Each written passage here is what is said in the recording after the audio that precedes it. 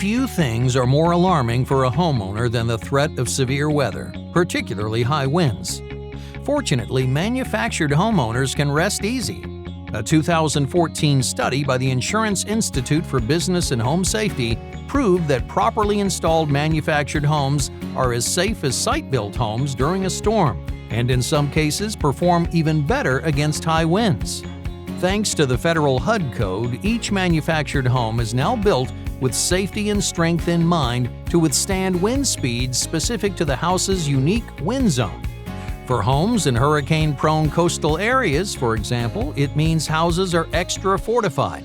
Manufactured homes built for Wind Zone 2 can withstand up to 100-mile-per-hour gusts, while homes in Wind Zone 3 can handle winds at 110 miles per hour.